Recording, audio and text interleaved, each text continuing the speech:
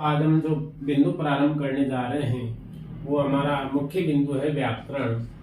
आज हम व्याकरण शास्त्र के बारे में अध्ययन करेंगे। व्याकरण शास्त्र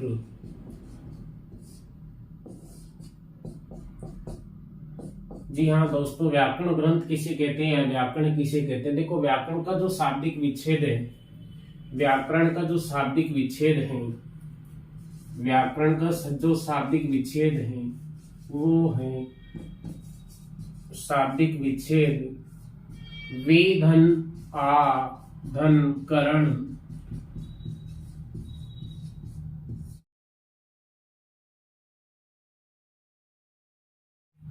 देखिए दोस्तों, व्याकरण का जो शाब्दिक विच्छेद है वो क्या है, वे धन आ धन करण अर्थात व्याकरण। जी हाँ दोस्तों, हम यहाँ पर पढ़ रहे हैं शाब्दिक विच्छेद, संधि विच्छेद नहीं है। ये क्या है, शाब्दिक विच्छेद है। व्याकरण का जो संधि विच्छेद होता है वो तो वे धन आकरण होता है अर्थात यण संधि है। व्याकरण में कौन सी संधि है, यण संधि है। कौन सी संधि है, यण संधि है। वे धन आकरण व्याकरण यण संधि का उदाहरण है। तो व्याकरण का जो शाब्दिक विच्छेद है वे धन आ धन करण होता है और इसका शाब्दिक अर्थ, व्याकरण का जो शाब्दिक अर्थ है, शाब्दिक अर्थ वो होता है भली भांति समझना। क्या होता है, भली भांति समझना। व्याकरण का शाब्दिक अर्थ क्या होता है, भली भांति समझना या जानना। भली भांति समझना। आप किसको भली भांति समझना, भली भांति किसको समझना, भली भांति समझना या जानना। किसको समझना या किसको जानना अर्थात भाषा को। किसको, भाषा को। भाषा को भली भांति समझना या जानना अर्थात व्याकरण वह ग्रंथ है जो भाषा को भली भांति, भाषा की भली भांति जानकारी देता है। अर्थात व्याकरण वह ग्रंथ है जो हमें भाषा का शुद्ध उच्चारण, शुद्ध लेखन और शुद्ध प्रयोग करना सिखाता है। अर्थात यहाँ से परिभाषा निकल कर आती है व्याकरण की। व्याकरण की परिभाषा देखिए आप, व्याकरण किसे कहते हैं, व्याकरण, व्याकरण वह ग्रंथ है या वह शास्त्र है, व्याकरण वह ग्रंथ है जो हमें भाषा का, किसी भाषा का या भाषा का शुद्ध उच्चारण, शुद्ध उच्चारण, शुद्ध लेखन। व्याकरण वह ग्रंथ है जो हमें भाषा का शुद्ध उच्चारण, शुद्ध लेखन, शुद्ध लेखन व शुद्ध प्रयोग करने का, वह शुद्ध प्रयोग करने का ज्ञान प्रदान करता है, ज्ञान प्रदान करता है। उसे क्या कहेंगे हम, व्याकरण कहेंगे। यानी व्याकरण वह ग्रंथ है जो हमें भाषा का शुद्ध उच्चारण, शुद्ध लेखन, शुद्ध प्रयोग करने का ज्ञान प्रदान करता है। यहाँ से तीन बातें निकल कर आती है अर्थात व्याकरण हमें तीन बातों का ज्ञान करवाता है, शुद्ध उच्चारण, शुद्ध लेखन और शुद्ध प्रयोग। अर्थात व्याकरण में कितनी बातों का ज्ञान करवाता है। सबसे पहला होता है शुद्ध उच्चारण, यानी शुद्ध बोलना, शुद्ध उच्चारण, शुद्ध उच्चारण। दूसरा होता है शुद्ध लेखन, शुद्ध लेखन।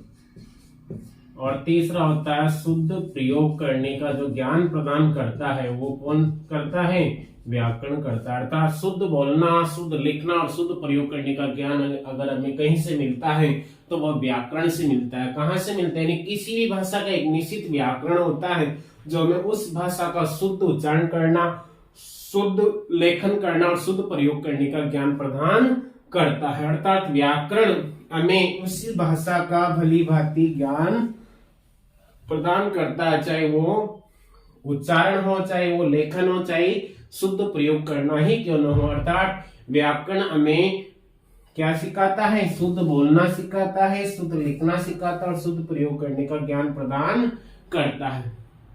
इस प्रकार से व्याकरण की सीधी और सरल परिभाषा कि ये एक ग्रंथ है, यहाँ तक कि इसे एक पुस्तक के रूप में भी जाना जाता है। एक पुस्तक, संस्करण कह दें, व्याकरण को क्या कह दें, संस्करण कह दें, एक रचना कह दें, या फिर हम कृति कह दें, या ग्रंथ कह दें। क्या कहते हैं, ग्रंथ कहते हैं। अर्थात व्याकरण वह पुस्तक है जो हमें भाषा का शुद्ध उच्चारण, शुद्ध लेखन, शुद्ध प्रयोग करने का ज्ञान प्रदान करते हैं। भाषा वह संस्करण है, वह रचना है, या वह कृति है जो हमें भाषा का शुद्ध उच्चारण, शुद्ध लेखन और शुद्ध प्रयोग करने का ज्ञान प्रदान करता है। उसे हम क्या कहेंगे, व्याकरण कहेंगे। इस प्रकार से सबसे पहले तो हमने पढ़ा है कि व्याकरण का जो शाब्दिक विच्छेद है वो क्या होता है। शाब्दिक विच्छेद क्या होता है, वे धन आ धन करण। शाब्दिक विच्छेद क्या होता है, वे धन आ धन करण। और शाब्दिक अर्थ क्या होता है, व्याकरण का भली भांति समझना। किसको, किसी भाषा को भली भांति समझना। अर्थात व्याकरण में तीन बातों का ज्ञान प्रदान करता है। सबसे पहला है शुद्ध उच्चारण, सबसे पहला क्या है, शुद्ध उच्चारण। दूसरा है शुद्ध लिखना, और तीसरा है शुद्ध प्रयोग करना। अर्थात हमें व्याकरण क्या करता है, तीन प्रकार का ज्ञान प्रदान करता है। शुद्ध बोलना, शुद्ध लिखना और शुद्ध प्रयोग करना। व्याकरण के कितने अंग होते हैं, व्याकरण के तीन अंग होते हैं। अर्थात व्याकरण के कितने अंग होते हैं, तीन अंग होते हैं। सबसे पहला होता है व्याकरण के तीन अंग होते हैं। कितने अंग होते हैं, तीन अंग होते हैं। सबसे पहला होता है वर्ण विचार,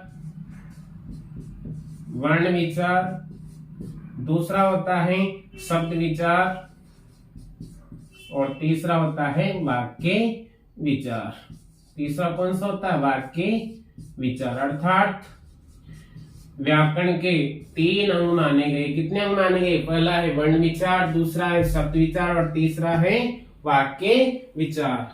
व्याकरण के तीन अंग होते हैं। सबसे पहला वर्ण विचार, दूसरा शब्द विचार, और तीसरा वाक्य विचार। इस प्रकार से हम वर्ण विचार से लेकर और वाक्य विचार तक का अध्ययन व्याकरण में करते हैं। व्याकरण ग्रंथ में या व्याकरण शास्त्र में करते हैं। वर्ण से लेकर वाक्य तक का ज्ञान हमें अगर कहीं से प्राप्त होता है तो वो कौन सा ग्रंथ है, व्याकरण ग्रंथ। अर्थात जो पहला बिंदु हमारा वर्ण विचार, वहां से लेकर हम वाक्य विचार तक अध्ययन करेंगे। अर्थात भाषा को उच्चारण, भाषा का उच्चारण, भाषा का लेखन और भाषा का शुद्ध प्रयोग करने का जो ज्ञान हमें मिलता है वो कहां से मिलता है, व्याकरण से। तो अब तक हमने कुल चार बातें समझी। सबसे पहले हमने समझा है कि व्याकरण का शाब्दिक विच्छेद, वी धन आ धन करण। दूसरा है शाब्दिक अर्थ भली भांति समझना। तीसरा परिभाषा हमने जानी कि व्याकरण वह ग्रंथ जो हमें भाषा का शुद्ध उच्चारण, शुद्ध लेखन और शुद्ध प्रयोग करने का ज्ञान प्रदान करता है। और व्याकरण के अंगों के बारे में हमने थोड़ी चर्चा की कि व्याकरण के तीन अंग होते हैं। कितने अंग होते हैं, तीन अंग होते हैं, वर्ण विचार, शब्द विचार और वाक्य विचार।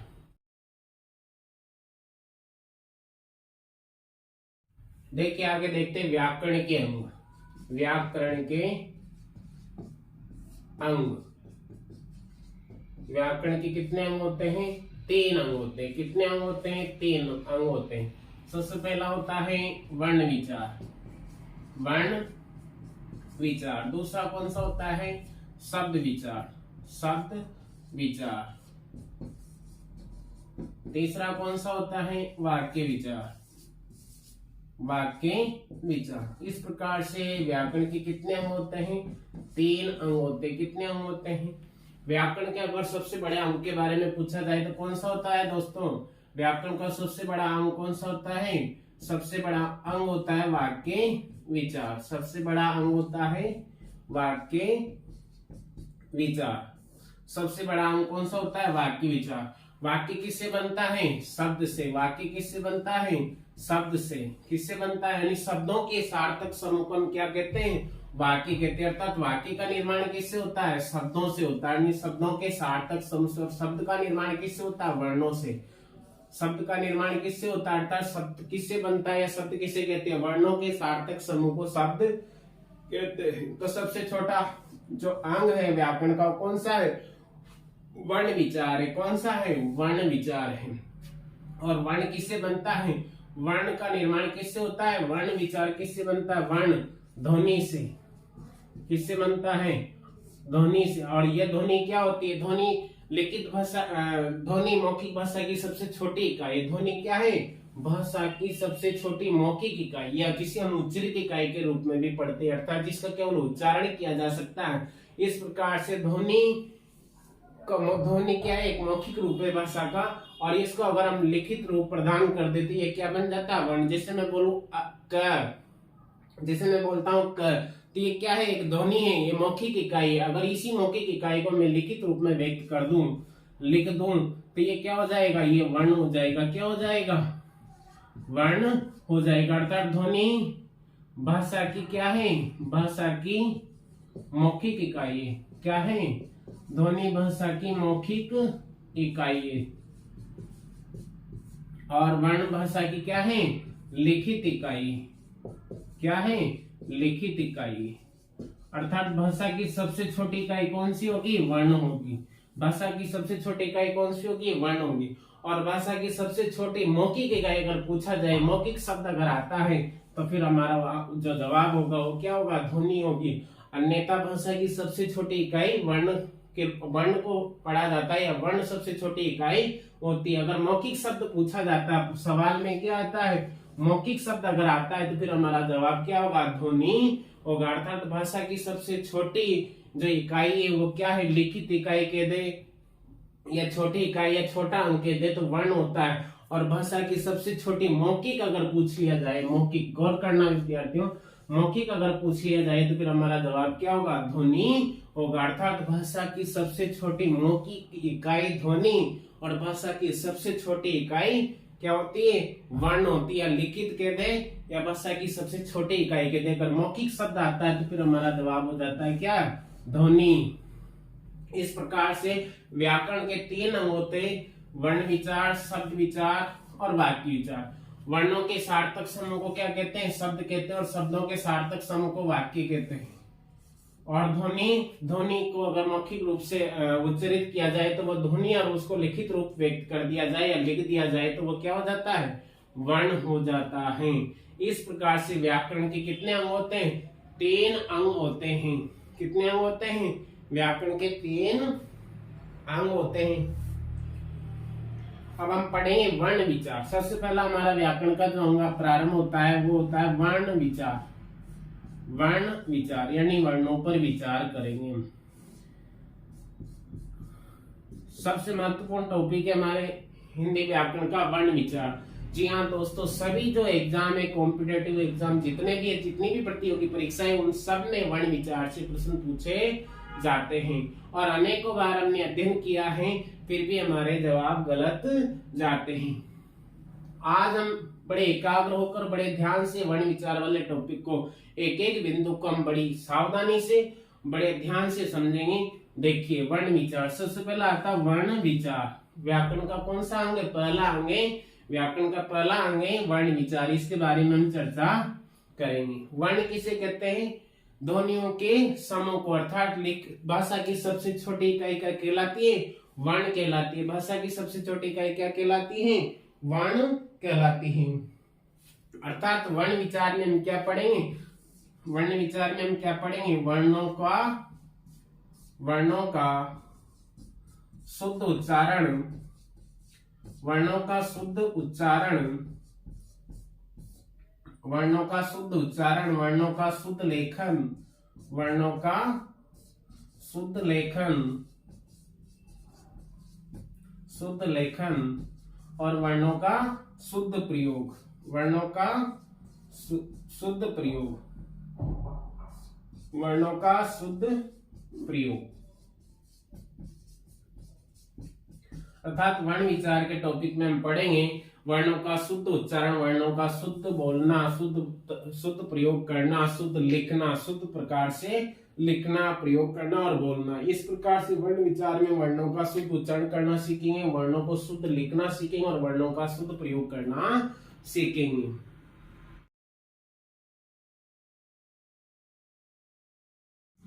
देखिए आ जाते हैं हम हमारे टॉपिक पर, वर्ण विचार पर। वर्ण विचार, तो वर्ण विचार में हम 3 बातों का अध्ययन करेंगे: वर्णों का शुद्ध उच्चारण, वर्णों का शुद्ध लेखन और वर्णों का शुद्ध प्रयोग। ये हमारा व्याकरण का पहला अंग है जिसे हम पढ़ने जा रहे हैं, जिससे हम प्रारंभ करने जा रहे हैं, वर्ण विचार। देखो सबसे पहले तो वर्ण किसे कहते हैं? भाषा की लघुत्तम इकाई, भाषा की सबसे छोटी इकाई क्या कहलाती है? वर्ण कहलाती है। इससे पहले हम ध्वनि के बारे में पढ़ लेते हैं। भाषा की सबसे छोटी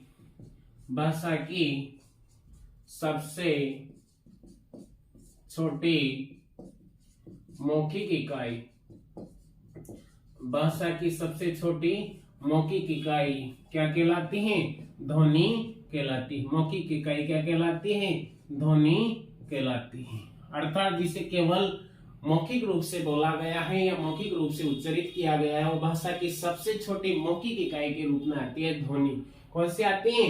ध्वनि, यानी आवाज, केवल उसका मौखिक रूप है, लिखित रूप नहीं है। दूसरी बात हम पढ़ेंगे, भाषा की सबसे छोटी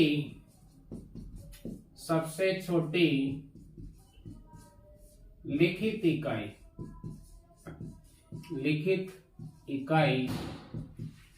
भाषा की सबसे छोटी लिखित इकाई क्या कहलाती है? वर्ण कहलाती है। क्या कहलाती है? अगर ध्वनि को हम लिखित रूप में व्यक्त कर दे तो वो क्या हो जाती है? वर्ण हो जाती है। अर्थात भाषा की सबसे छोटी लिखित इकाई या भाषा की सबसे छोटी इकाई क्या होती है? भाषा की सबसे छोटी इकाई क्या हो जाती है?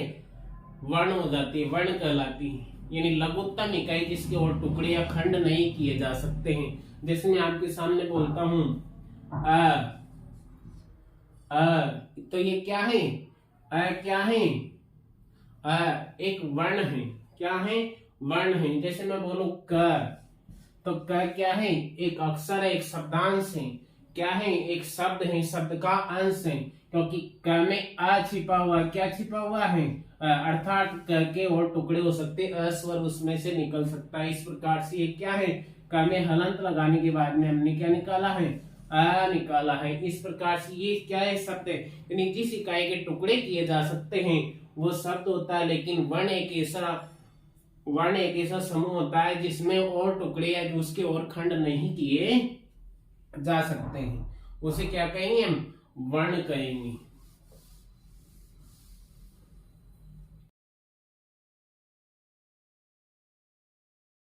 भाषा की सबसे छोटी लिखित इकाई वर्ण कहलाती है। और भाषा की ही सबसे छोटी इकाई या अंग क्या है? ये भी दोस्तों वर्ण होगा। भाषा की सबसे छोटी इकाई या अंग कौन सा है? वर्ण होगा। कौन सा होगा? भाषा का सबसे छोटा अंग, भाषा की सबसे छोटी इकाई क्या होगा? वर्ण होगा। क्या होगा? वर्ण होगा। क्यों होगा? क्योंकि यही एक है जो लिखित रूप में व्यक्त कर सकते हैं। क्योंकि ध्वनि तो क्या है? मौखिक इकाई। ध्वनि क्या है?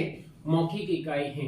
यानी जहाँ मौखिक शब्द आता है, भाषा की सबसे छोटी मौखिक इकाई अगर पूछा जाता है तो वहाँ हमारा जवाब होना चाहिए ध्वनि। अन्यथा हमेशा हमारा जवाब क्या होगा? छोटी इकाई में वर्ण होगा। क्योंकि ध्वनि का लिखित रूप नहीं होता है और वर्ण का लिखित स्वरूप होता है। ध्वनि का कोई लिखित स्वरूप नहीं होता है, केवल उच्चारित ध्वनि है, केवल इसे मौखिक रूप से बोला जाता है। इसलिए भाषा की सबसे छोटी अगर इकाई पूछा जाए या अंग पूछा जाए तो हमारा जवाब क्या होगा? वर्ण होगा। जिस प्रकार से मैं आपके सामने ऑप्शन रखता हूं, क ध्वनि भाषा की सबसे छोटी इकाई अंग ध्वनि, दूसरा है वर्ण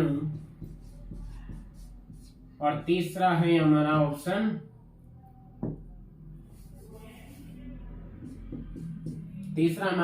है शब्द और चौथा हमारा ऑप्शन है उपयुक्त सभी।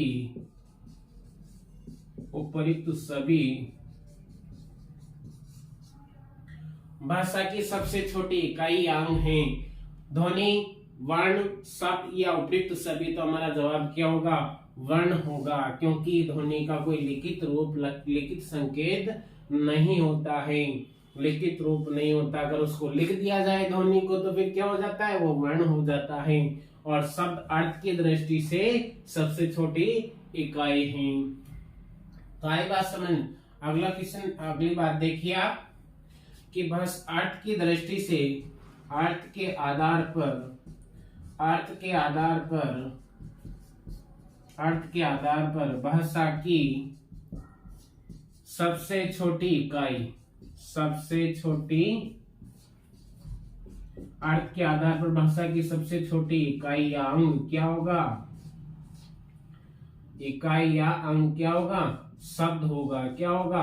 क्योंकि वर्ण का कोई अर्थ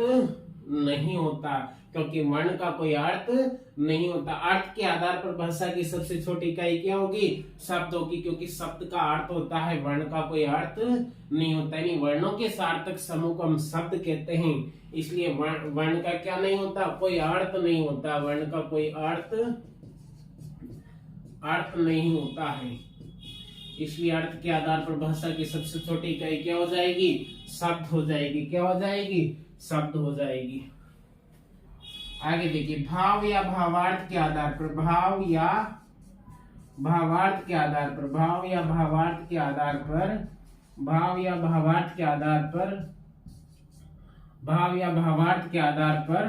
भाषा की सबसे छोटी इकाई,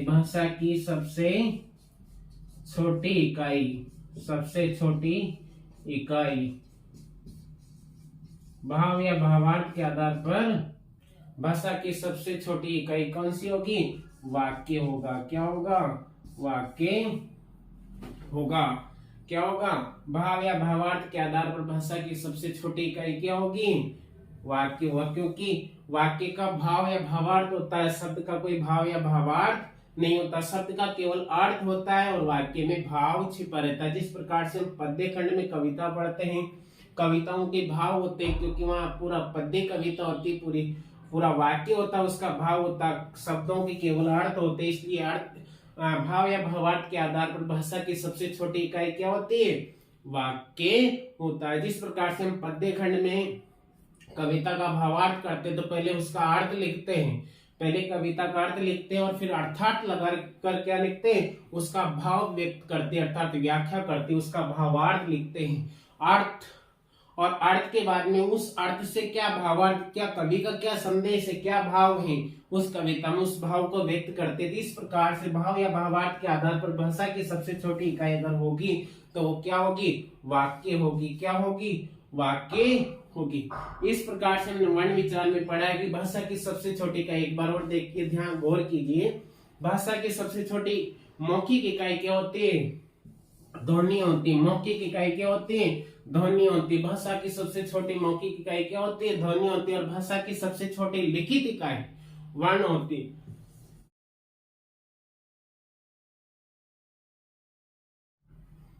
भाषा की सबसे छोटी लिखित इकाई क्या होती है? वर्ण होती है। क्या होती है? वर्ण होते हैं। और भाषा की सबसे छोटी इकाई अंग क्या होता है? वर्ण होता है। अगर पूछा जाए, सवाल ऐसे आता है कि भाषा की सबसे छोटी मौखिक इकाई, तो ही ध्वनि जवाब देना है, अन्यथा भाषा की सबसे छोटी इकाई के रूप में हम किसे लिखेंगे? क्या मानेंगे?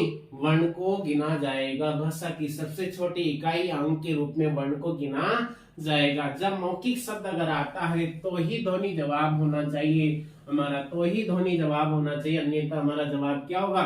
वर्ण होगा। अर्थ के आधार पर भाषा की सबसे छोटी इकाई शब्द होती है। कौन सी होती है? शब्द होती है। और भाव या भावार्थ के आधार पर भाषा की सबसे छोटी, भावार्थ के आधार पर, भाव या भावार्थ के आधार पर भाषा की सबसे छोटी इकाई क्या होगी? वाक्य होगा।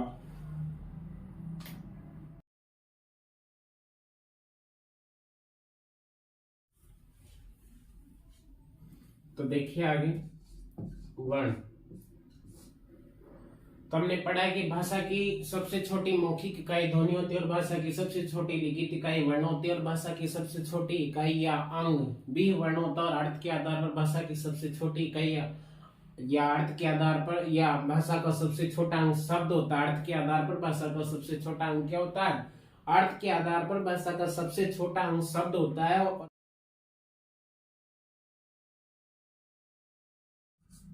वर्ण किसे कहते हैं? भाषा की सबसे छोटी मौखिक इकाई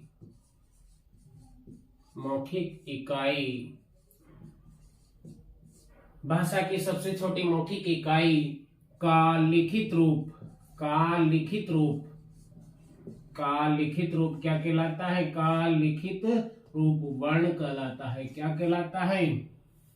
वर्ण कहलाता है। यानी भाषा की सबसे छोटी मौखिक इकाई का लिखित रूप वर्ण कहलाता है। यानी भाषा की सबसे छोटी इकाई जो है, भाषा की सबसे छोटी जो मौखिक इकाई है, उसको अगर हम लिखित रूप में लिखित रूप में व्यक्त कर दें तो वो क्या हो जाता है? वर्ण हो जाता है। क्या हो जाता है? वर्ण। जैसे मैं बोलूं क, तो क क्या है? एक ध्वनि है, लेकिन इसे लिखित रूप में व्यक्त कर दें क, तो ये क्या हो जाएगी?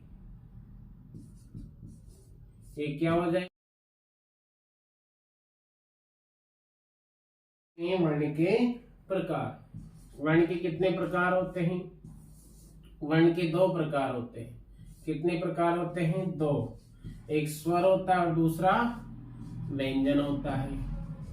एक स्वर होता है और दूसरा व्यंजन होता है। वर्ण के कितने प्रकार होते हैं? दो। कितने प्रकार होते हैं? दो। एक तो होता है स्वर और एक होता है व्यंजन। स्वर क्या होता है? स्वर स्वतंत्र रूप से बोले जाते हैं। स्वर क्या होते हैं? स्वतंत्र, स से स, स्वतंत्र रूप से, स्व से स्व, स्वतंत्र रूप से उच्चारित होने वाले वर्ण क्या कहलाते हैं? स्वर कहलाते हैं। और व्यंजन वे वर्ण होते हैं जिनको बोलने में स्वरों की सहायता ली जाती है।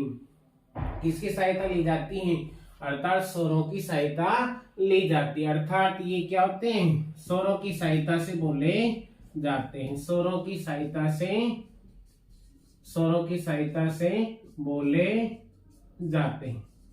किसकी सहायता से बोले जाते हैं? स्वरों की सहायता से बोले जाते हैं। अर्थात व्यंजन क्या है? इनको बोलने में क्या है? हमारे मुख विवर में बाधा उत्पन्न होती है। अर्थात प्राणवायु जो हम बोलते हैं, तो जब वर्णों का उच्चारण करते हैं तो उसके साथ क्या है? प्राणवायु निष्कासित होती है। प्राणवायु हमारे मुख विवर से निकलती है और उस प्राणवायु में बाधा अगर उत्पन्न होती है तो वो क्या है? वो व्यंजन है। अर्थात व्यंजनों के उच्चारण में हमें क्या है? प्राणवायु में बाधा उत्पन्न होती है। और स्वर क्या है? स्वतंत्र रूप से बोले जाते हैं। स्वर क्या है? निर्बाध गति से बोले जाते हैं। निर्बाध, बिना बाधा के, बिना बाधा के, निर्बाध गति से, इनसे कहते हैं हम निर्बाध, बिना बाधा के, निर्बाध गति से बोले जाने वाले जो वर्ण है वो क्या कहलाएंगे? स्वर कहलाएंगे। यानी स्वर स्वतंत्र रूप से उच्चारित होते हैं, इनमें किसी की सहायता नहीं ली जाती। वे वर्ण जो स्वतंत्र रूप से उच्चारित होते हैं या स्वतंत्र रूप से बोले जाते हैं, अर्थात जिनके उच्चारण में मुख विवर में प्राणवायु को कोई बाधा नहीं आती है, ऐसे जो वर्ण है उन्हें स्वर हम कहेंगे। क्या कहेंगे? स्वर। अर्थात वे वर्ण जिनके उच्चारण में मुख विवर में कोई बाधा उत्पन्न नहीं होती, कोई रुकावट नहीं आती है, वो स्वतंत्र रूप से उच्चारित होते, वो क्या कहलाएंगे? स्वर कहलाएंगे। और व्यंजन वे वर्ण होते हैं जिनको बोलने में स्वरों की सहायता ली जाती है। अर्थात स्वरों की सहायता से जो बोले जाते वो क्या कहलाएंगे? व्यंजन कहलाएंगे। अर्थात इनका उच्चारण करने में क्या है? स्वरों की सहायता ली जाती है। जैसे मैं लिखता हूं आ, तो बिल्कुल स्वतंत्र रूप से उच्चारित किया जा रहा है आ। और जबकि मैं लिखूं क, तो इसमें क्या है? क के बाद में अ छिपा हुआ है। क्या छिपा हुआ है? अ। क में क्या है? अ। इसलिए ये क्या है? इनको बोलने में स्वरों की सहायता से बोले जाते। किसकी सहायता से बोले जाते? स्वरों की सहायता से बोले जाते हैं। अ, आ, ई, उ, ए, ऐ, ओ, औ और री, ये क्या है? स्वर है, स्वतंत्र रूप से उच्चारित होते हैं। जबकि जो व्यंजन है क, ख, ग, घ, सब में क्या है? स्वरों की सहायता ली जाती है। अर्थात स्वर स्वतंत्र रूप से उच्चारित होते और व्यंजन स्वरों की सहायता से बोले जाते हैं। इस प्रकार से हम दो प्रकार से स्वर और व्यंजन के रूप में वर्णों का देखिए। हम पढ़ रहे हैं वर्ण। वर्णों के दो प्रकार है, पहला है स्वर और दूसरा है व्यंजन। पहला है स्वर और दूसरा है व्यंजन। वर्ण कितने प्रकार के? दो प्रकार के। पहला स्वर और दूसरा व्यंजन स्वर स्वतंत्र रूप से बोले जाते हैं और व्यंजन स्वरों की सहायता से बोले जाते हैं। अर्थात स्वरों का उच्चारण करने में हमें किसी रुकावट का, किसी बाधा का सामना नहीं करना पड़ता, जबकि व्यंजनों के उच्चारण में रुकावट पैदा होती है, अर्थात इस स्वरों की सहायता से बोले जाते हैं। अब देखो हिंदी में स्वरों की संख्या कितनी है? 11। जी हाँ, 11 के कितनी है हिंदी में स्वरों की संख्या? 11। कहीं आपने 10 भी पढ़े होंगे, कहीं आपने 13 भी पढ़े होंगे, लेकिन हमारे हिंदी में जो स्वरों की संख्या है वो 11 है। प्रमाणिक यही है, कितनी है? 11। 2 स्वर ऐसे होते हैं जो संस्कृत में हैं, हमारी हिंदी में काम में नहीं ली जाती, इसलिए संस्कृत में 13 स्वरों की संख्या हो जाती है और हमारी हिंदी में क्या है? 11 है। स्वरों की संख्या कितनी है? 11 है।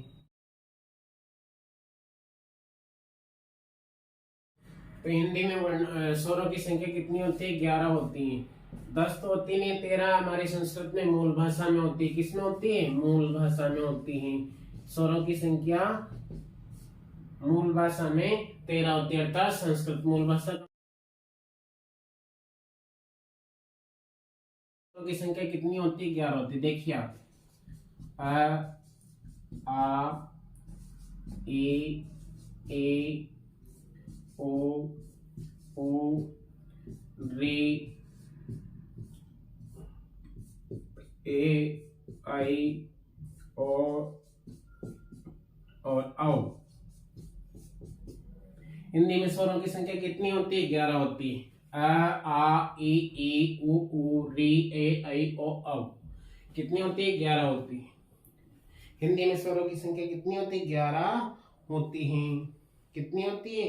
11 होती है। हिंदी में स्वरों की संख्या कितनी होती है? 11 होती है।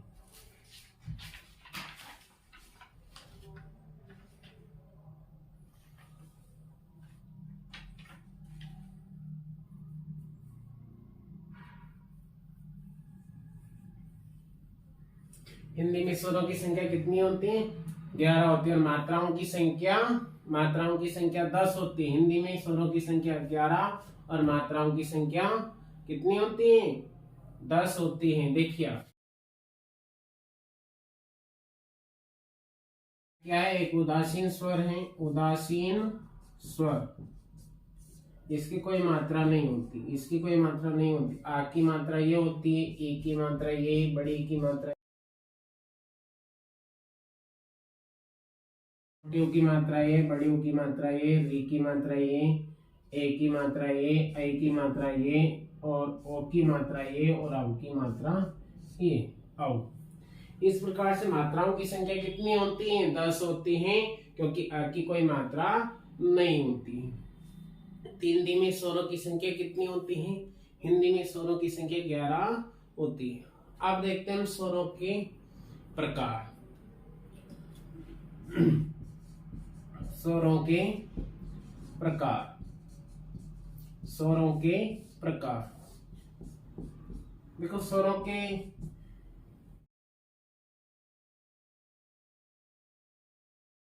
मात्रा या उच्चारण में लगने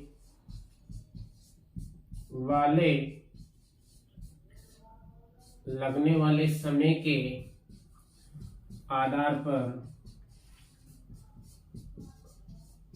स्वरों के 3 प्रकार होते हैं। कितने प्रकार होते हैं? मात्रा या उच्चारण में लगने वाले समय के आधार पर स्वरों के 3 प्रकार होते हैं। कितने प्रकार होते हैं? मात्रा या उच्चारण में लगने वाले समय के आधार पर, तब मात्रा एक मात्रिक, द्विमात्रिक, कितनी मात्रा है, या उच्चारण में उसको बोलने में लगने वाले समय के आधार पर स्वरों के कितने प्रकार होते हैं? 3 प्रकार होते हैं। कितने प्रकार होते हैं? 3 प्रकार। नंबर 1 होता है लघु स्वर, लघु स्वर। नंबर 2 होता है दीर्घ स्वर, दीर्घ स्वर। और तीसरा होता है प्लुत स्वर। क्या, कौन सा होता है? प्लुत, प्लुत स्वर। लघु स्वर, दीर्घ स्वर, प्लुत स्वर, अर्थात उच्चारण मात्रा या उच्चारण में या कालमान में या उसको बोलने में लगने वाले समय के आधार पर स्वरों के 3 प्रकार होते हैं। कितने प्रकार होते हैं? 3 प्रकार होते हैं। लघु स्वर, दीर्घ स्वर और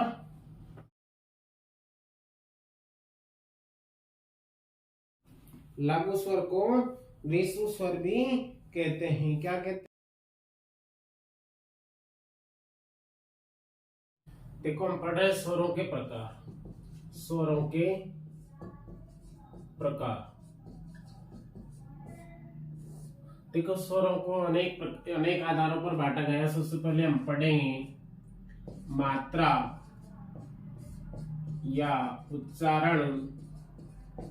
मात्रा या उच्चारण में लगने वाले समय के आधार पर, लगने वाले समय के आधार पर, समय के आधार पर स्वर कितने प्रकार के होते हैं? 3 प्रकार के आधार पर। कितने प्रकार के? 3 प्रकार के। मात्रा या उच्चारण में लगने वाले समय के आधार पर स्वरों के प्रकार कितने हैं? कितने हैं? 3 हैं। कितने हैं? 3 हैं। कितने हैं? 3 हैं। वो मात्रा या उच्चारण में लगने वाले समय के आधार पर स्वरों के प्रकार कितने हैं? 3 हैं। नंबर 1 ऋस्व स्वर।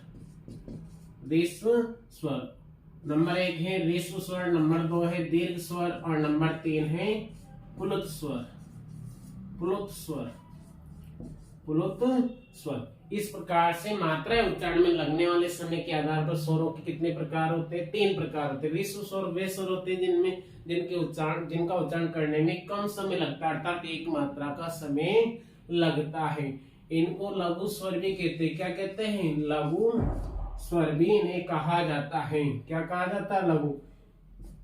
इन्हें लघु स्वर भी कहा जाता है। क्या कहा जाता है? ऋस्व स्वर को लघु स्वर भी कहते हैं, छोटे स्वर भी कहते हैं। जी हाँ, छोटा स्वर भी इसे कहा जाता है। छोटा स्वर भी इसे कहा जाता है। जी हाँ, इसका एक मात्रिक स्वर भी इन्हें कहते हैं, जिनमें एक मात्रा लगती है।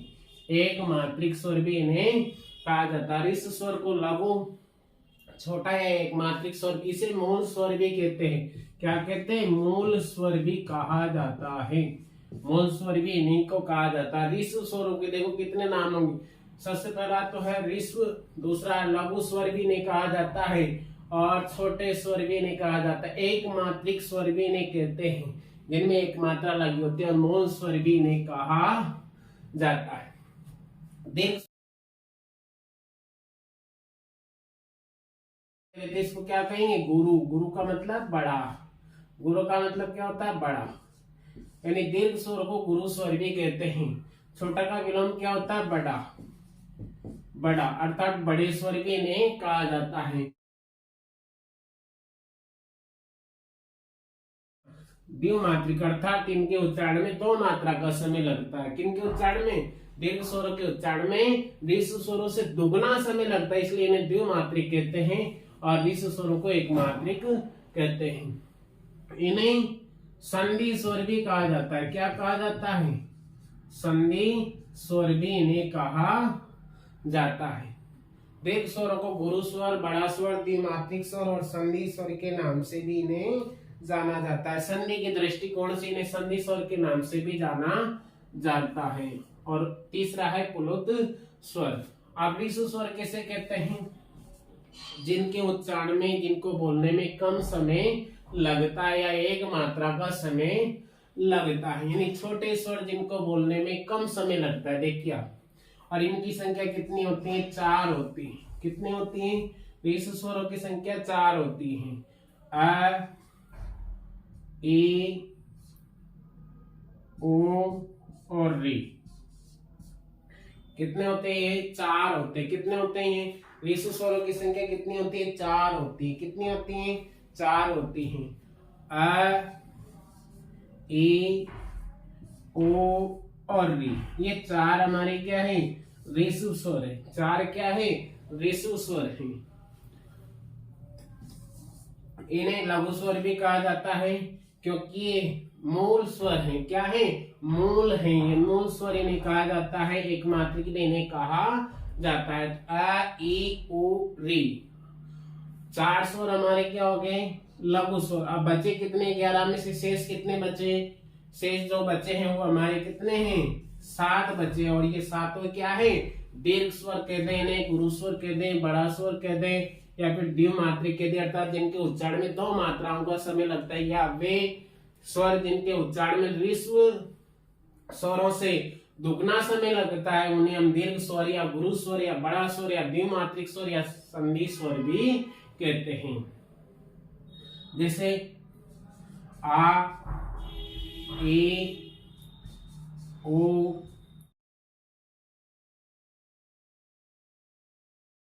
ए, आई, ओ और औ। देखिए ये कितने हो गए, ये हो गए हमारे 7। कितने हो गए 7 स्वर हो गए। कितने हैं संधि स्वरों की संख्या कितनी है 7। और लघु स्वरों की या ऋषु स्वरों की या मूल स्वरों की संख्या या एक मात्रिक स्वरों की संख्या 4 है। और दीर्घ स्वरों की संख्या कितनी होगी हमारे पास 7 होगी, अर्थात 4 मूल स्वर है। और टोटल हमारे पास कितने हैं स्वर 11 स्वर है। कितने स्वर है कुल 11 स्वर है। देखिए 11 स्वर है और 11 में से 4 मूल स्वरों में तो बचे कितने 7। और सातों क्या है हमारे दीर्घ स्वर, गुरु स्वर, बड़ा स्वर या द्विमात्रिक या संधि स्वर इन्हें कहते हैं। अब संधि स्वर क्यों कहते हैं, क्योंकि ये संधि में काम आते हैं, अर्थात इनसे संधि का निर्माण होता है, अर्थात संधि इन्हीं पर टिकी हुई। जैसे ये हैं, ये तीनों स्वर हमारे दीर्घ संधि में आते हैं। किस में आते हैं दीर्घ संधि में। आ प्लस आ बराबर आ, इन्हीं मूल स्वर से बना ई प्लस ई बराबर बड़ा ई, ओ प्लस ओ बराबर बड़ा ओ। इस प्रकार से तीनों हमारे दीर्घ संधि में आते हैं। और ए और ओ ये हमारे गुण संधि में हैं, गुण संधि में। और ये हमारे वृद्धि संधि में आते हैं, वृद्धि संधि में इन्हें पढ़ते हैं, वृद्धि संधि में।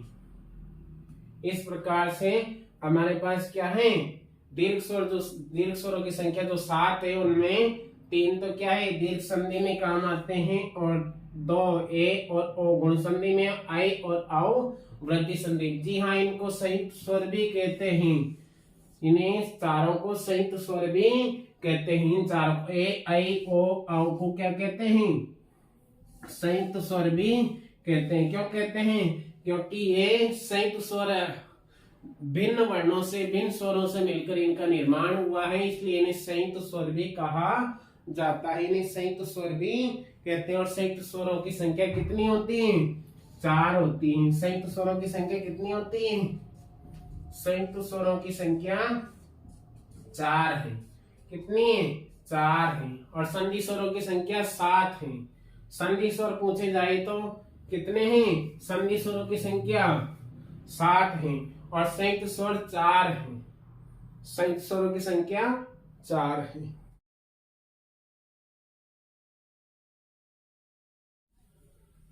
देखिए तो दीर्घ स्वरों की संख्या कितनी होती है 7, संधि स्वरों की संख्या 7, दीर्घ स्वरों की संख्या 7 और संधि स्वरों की संख्या 7 और संयुक्त स्वरों की संख्या 4 होती है।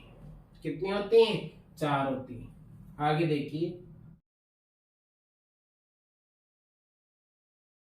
तो हमारे पास विषु स्वर हो गए, विषु स्वरों की संख्या कितनी होगी 4 होगी। दूसरा हो गया दीर्घ स्वर, दीर्घ स्वरों की संख्या 7 होगी। कितनी होगी 7 होगी। और इन्हें ही 4 संयुक्त स्वर कितने होंगे 4 होंगे। और संधि स्वरों की संख्या 7 होगी। अब देखते हैं प्लुत स्वर। प्लुत, देखो प्लुत स्वर हमारे हिंदी में होता नहीं है प्लुत स्वर, पर इनकी संख्या 8 मानी गई। कितनी मानी गई है 8। अर्थात जितने भी हमारे दीर्घ स्वर है वो सब क्या है प्लुत स्वर हो सकते हैं। क्या हो सकते हैं प्लुत स्वर उन्हें कहा जाता है।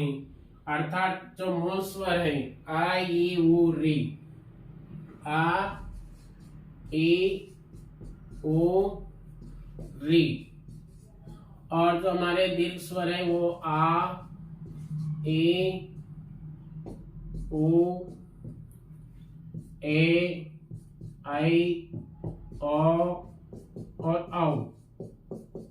देखिए आ प्लस आ बराबर क्या हो गया आ, ई प्लस ई बराबर क्या हो गया ई बड़ा ई, और ओ बड़ा ओ। और री का संस्कृत में होता है बड़ा री, संस्कृत में होता है री का बड़ा री, यानी 2 गांठ लगा दे तो बड़ा री हो जाता है। लेकिन हिंदी में यही एक काम में लिया जाता है, यही एक प्रयोग में आता है। इन सब का क्या होता है, दीर्घ होता है। इन सब का क्या होता है, दीर्घ होता है।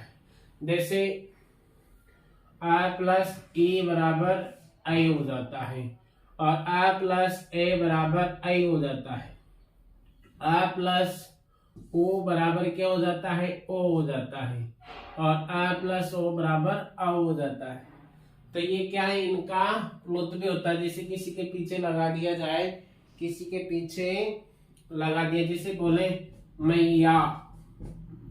अब इसको हम कहीं जोर से बोलते हैं तो इसमें क्या है, लौप सूचक हो जाता है, यानी लंबी ध्वनि हो जाती है। जैसे कुआं में कोई वस्तु पटकते हैं तो उस वस्तु की आवाज क्या है, बहुत देर तक आती है, तो प्लुत स्वर में आता है। किसमें आता है, प्लुत स्वर में आता है। इस प्रकार से हमारे प्लुत स्वरों की संख्या कितनी होगी, 8 होगी। कितनी होगी, 8 होगी, क्योंकि इन सब का क्या होता है, दीर्घ होता है। अर्थात प्लुत स्वर वो होते हैं जिनके उच्चारण में क्या है, 3 गुना समय लगता है। किससे, ऋषु स्वरों से 3 गुना समय लगता है, उन्हें प्लुत स्वर कहते हैं। जैसे ओम, ओम ये भी क्या है, लंबा उच्चारण करने पर प्लुत हो जाता है। अर्थात ओम का उच्चारण में क्या है, प्लुत स्वर में आता है। जैसे कोई फटाका चलाया जाता है, फटाके चलाए जाते हैं, कमरे में बोला जाता है, तो उसकी भी एक आवाज बहुत देर तक गूंजती है, तो वो भी प्लुत स्वर की श्रेणी में आता है।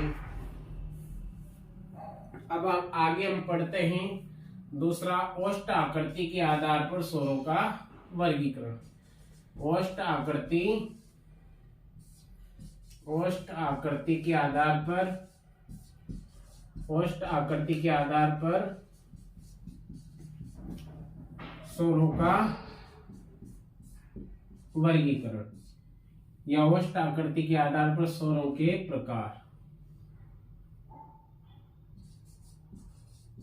2 प्रकार होते,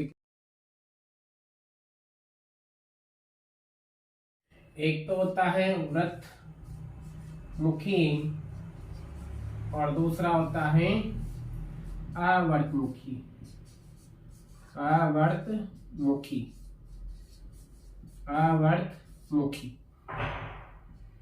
पहला होता है वर्तमुखी, अर्थात जिन स्वरों के उच्चारण में मुख का, होठों का, ओष्ठ यानी होठों का आकार व्रत के समान हो जाता है। कैसा हो जाता है, व्रत के समान हो जाता है। कैसा हो जाता है, व्रत के समान गोलाकार हो जाता है, वो वर्तमुखी स्वर है। और जिन की आकृति में होठों का जो आकार है वो वर्तमुखी नहीं होता है, वो क्या है, आवर्तमुखी स्वर कहलाते। आ का मतलब नहीं, ओष्ठ आकृति यानी वर्त, यानी जिन स्वरों के उच्चारण में मुख या होठों का जो आकार है वर्तमुखी नहीं होता है, वो क्या है, अवर्तमुखी स्वर कहलाते हैं। इनके दूसरे नाम है वृत्ताकार स्वर, भी इन्हें कहा जाता है। वृत्ताकार स्वर, अवृत्ताकार स्वर भी इन्हें कहा जाता है। अवृत्ताकार अर्थात जिन स्वरों के उच्चारण में होठों की स्थिति वृत्ताकार हो जाती है तो वो वर्तमुखी स्वर, और जिनके उच्चारण में वृत्ताकार नहीं होती तो वो अवर्ताकार या अवर्तमुखी स्वर कहलाते हैं। देखिए हम दूसरा पढ़ रहे हैं, ओष्ठ आकृति के आधार पर, ओष्ठ आकृति के आधार पर स्वरों का वर्गीकरण। ओष्ठ आकृति के आधार पर स्वरों के प्रकार। आधार पर कितने प्रकार के होते हैं, 2 प्रकार। एक होता है वर्तमुखी और दूसरा होता है अवर्तमुखी। अवर्तमुखी, अवर्तमुखी या अवर्तुलाकार। देखो व्रत परिभाषा याद करने की, रटने की जरूरत ही नहीं है। व्रत से व्रतमुखी यानी जिनके उच्चारण में होठों का आकार क्या हो जाता है, व्रत के समान हो जाता है, वो व्रतमुखी। और जिनमें नहीं होता का मतलब नहीं, यानी होठों का आकार व्रत के समान नहीं होता है, वो अवर्तमुखी स्वर। अब देखो वर्तमुखी स्वर कौन कौन से है, ओ, होठ जैसे आकृति है, ओ और ओ, और इनसे मिलके बना है ओ से ओ, और दूसरा है औ। इस प्रकार से 4 स्वर तक क्या है, व्रतमुखी स्वर कहलाते हैं। कैसे कहलाते हैं, व्रतमुखी स्वर कहलाते हैं। और शेष जो बचे हैं वो सारे अवर्तमुखी स्वर कहलाते हैं। शेष जो बचे हैं जैसे आ, ए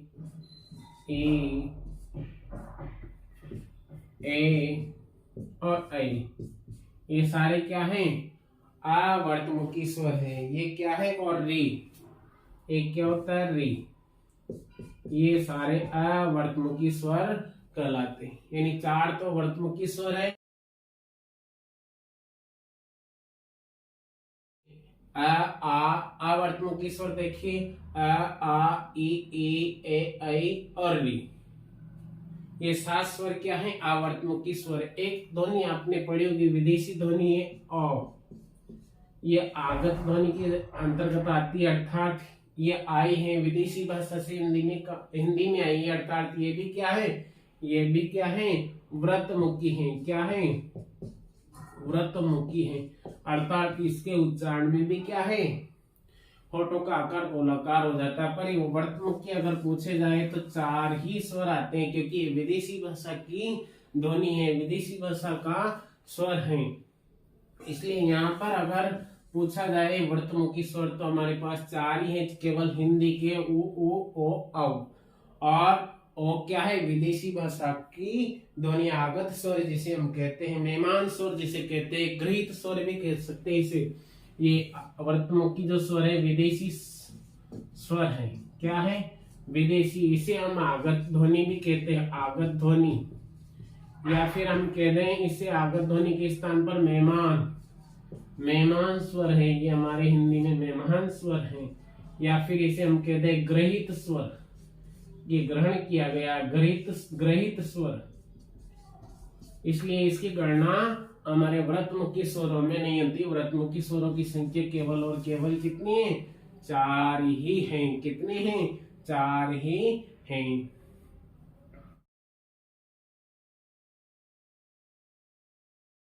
अब तीसरे नंबर पर हम पढ़ेंगे जीभ की क्रियाशीलता के आधार पर। जीभ की क्रियाशीलता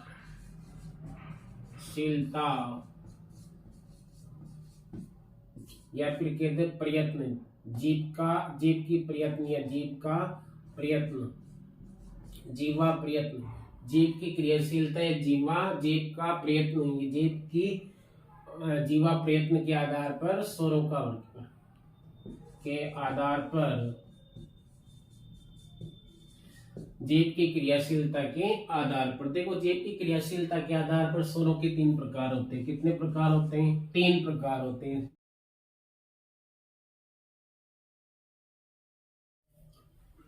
जीभ की क्रियाशीलता या प्रयत्न के आधार पर स्वरों का वर्गीकरण 3 प्रकार से नीचे। अग्रभाग, मध्य वाला मध्य भाग के नाम से है, मध्य भाग दूसरा, और तीसरा है पश्च भाग यानी बाद वाला, सबके बाद में जो है पश्च भाग। मध्य में केवल एक वर्ण उच्चारित होता क्योंकि इसमें जो जीभ है, जीभ की क्रियाशीलता है, जीभ मध्य भाग को स्पर्श करती है। और अंत में जो है तीसरे नंबर पे, यानी जिसमें भी 3 लिखा हुआ है वो सारे स्वर क्या है, पश्च भाग से बोले जाते हैं। जैसे आ, उ दोनों छोटा बड़ा, ओ और आओ। देखो सब में 3 लिखा हुआ है, यानी जिसकी आकृति 3 के समान है वो सब क्या है, पश्च भाग से उच्चारित होते हैं। और शेष बचे हुए हैं सारे कहां से उच्चारित होते हैं, अग्रभाग से। ई ए आई और ए आई और री, इनका उच्चारण कहां से होता है, अग्रभाग से होता है। इनका उच्चारण कहां से होता है, अग्रभाग से होता है। यानी मध्य भाग का एक याद रखो, याद करने का तरीका मध्य भाग का केवल अ याद रखो।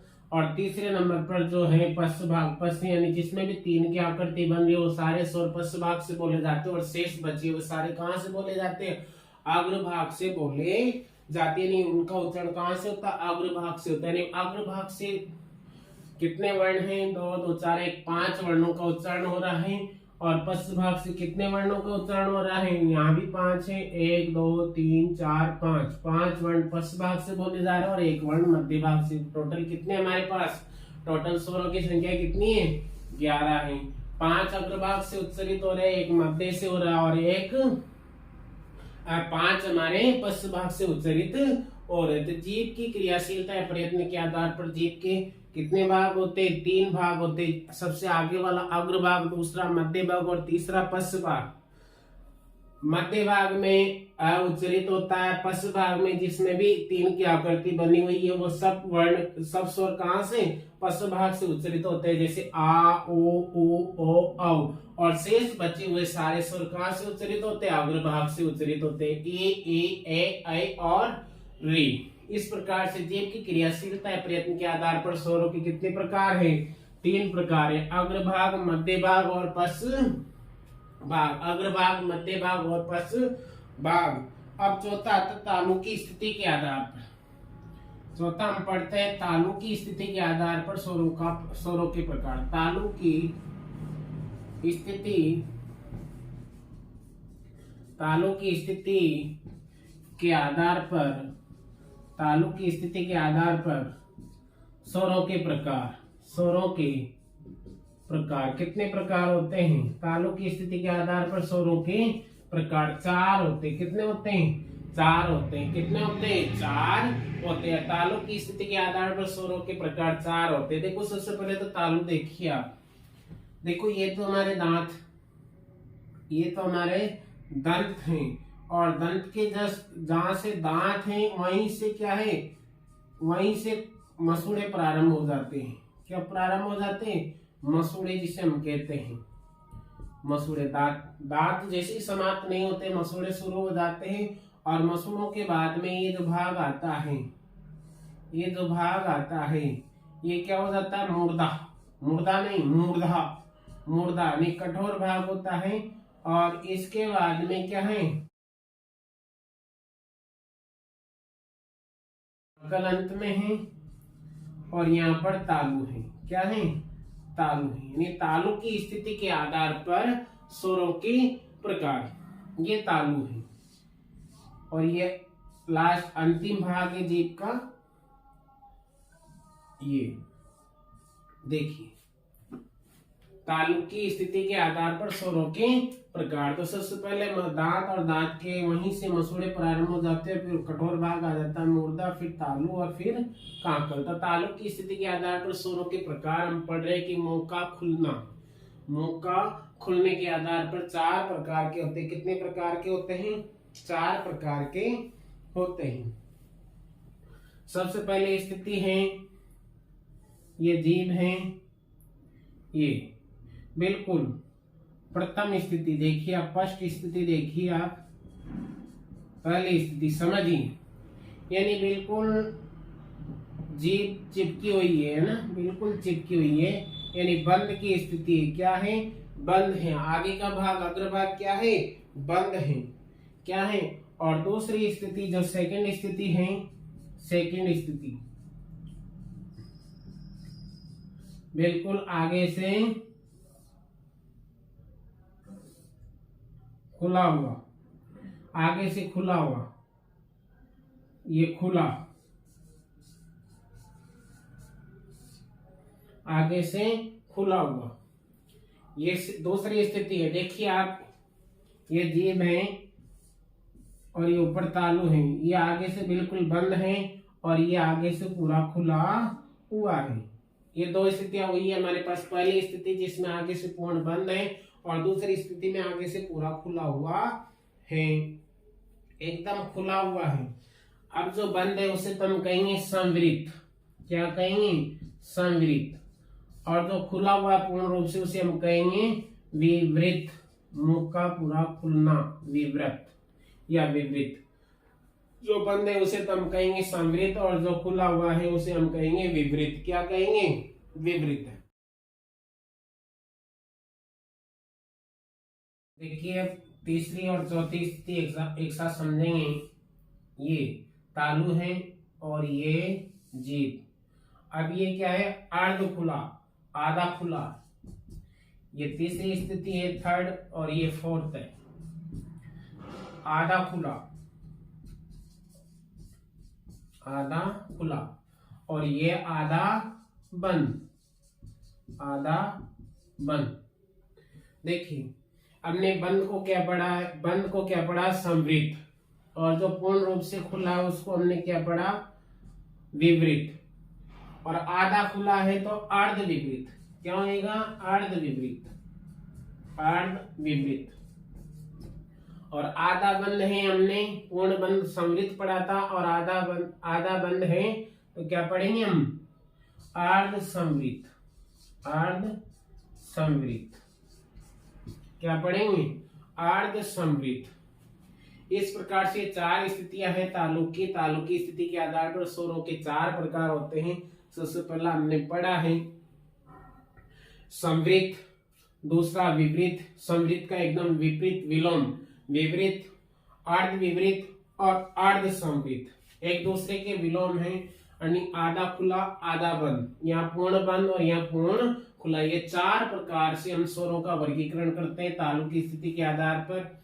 जो जीभ का स्पर्श करना, तालु से जीभ का स्पर्श करना होता है, अर्थात कितना, आधा, अर्ध संवृत का मतलब होता है आधा बंद, और अर्ध विवृत का मतलब होता है आधा खुला, और विवृत का मतलब होता है पूर्ण रूप से खुला, और संवृत का मतलब होता है पूर्ण रूप से बंद। ये चार प्रकार से हम स्वरों का वर्गीकरण पढ़ते हैं।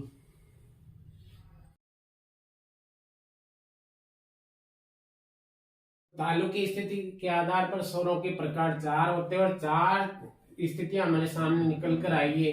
सबसे पहला होता है संवृत। क्या होता है, संवृत, और दूसरा होता है अर्ध संवृत, अर्ध संवृत, और विवृत, और अर्ध विवृत, अर्ध विवृत। ये चार स्थिति हमारे सामने निकल कर आई है।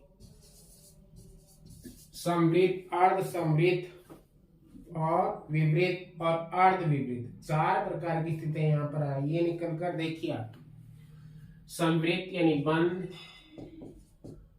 आधा बंद, अर्ध संवृत का मतलब क्या होगा, आधा बंद, विवृत का मतलब खुला, और अर्ध विवृत का मतलब आधा खुला, आधा खुला हुआ भाग। देखिए संवृत यानी बंद, अर्ध विवृत यानी आधा बंद, विवृत यानी खुला, अर्ध विवृत यानी आधा खुला। अब देखिए विवृत का मतलब ऐसा वर्ण जो पूरा मुंह खुलने पर उच्चारित होता है, जैसे आ क्या है, ऐसा वर्ण है जो पूरा मुख विवर खुलने के बाद उच्चारित होता है। जैसे हम डॉक्टर के पास किसी बच्चे को ले जाते हैं, उससे डॉक्टर पूछता है कि मुंह खोल, आ करो, तो वो बच्चा क्या है, फिर वो खोल के बताता है डॉक्टर की ऐसे आ करो। तो आ में क्या है, पूरा मुंह खुलता है, पूरा खुला हुआ। तो आ क्या है, विवृत स्वर है। क्या है, विवृत स्वर है। आ क्या है, विवृत स्वर है। आ क्या है, विवृत स्वर है। जब इसमें पूरा मुंह खुलता है तो फिर अर्ध विवृत यानी आधा खुला, तो अ क्या है, अ प्लस अ से मिलकर बना है आ। क्या बना है, आ। अ प्लस अ से मिलकर बना है आ। आ में जब पूरा मुंह खुल रहा है, आ में जब पूरा मुंह खुल रहा है तो फिर अ में क्या होगा, आधा खुलेगा, अर्ध। अर्ध विवृत स्वर क्या हो जाएगा, अ। क्या हो जाएगा, अ। क्या हो जाएगा, अ।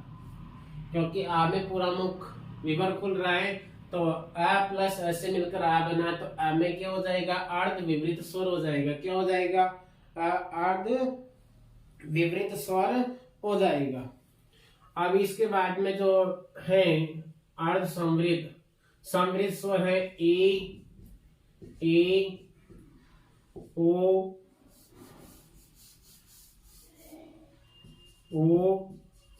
और री। ये पांचों जो है, ये पांचों स्वर क्या है, समृद्ध है, अर्थात इनका उच्चारण करने पर मुख विवर बिल्कुल भी नहीं खुलता है, बहुत बंद रहता है। ई उ उ और री, ये 5 स्वर क्या समृद्ध स्वर हैं। 5 स्वर क्या है? समृद्ध हैं। अर्ध समृद्ध यानी अ प्लस ई से मिलकर बना है ए, और ये क्या लिख देंगे हम? आई। दूसरा है ओ और ये औ। इस प्रकार से स्वरों का वर्गीकरण है।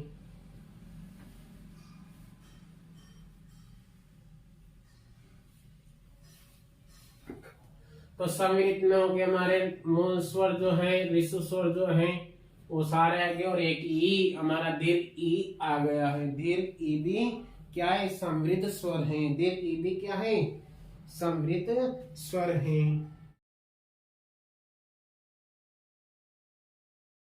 अनुनासिकता के आधार पर स्वरों का वर्गीकरण।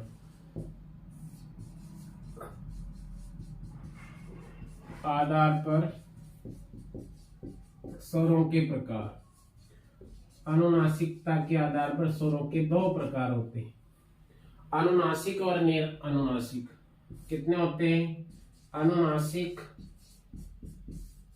और निरअनुनासिक। निरअनुनासिक,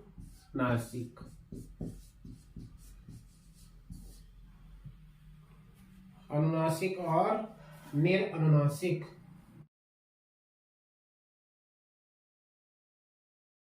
एक तो होता है सजातीय और एक होता है विजातीय।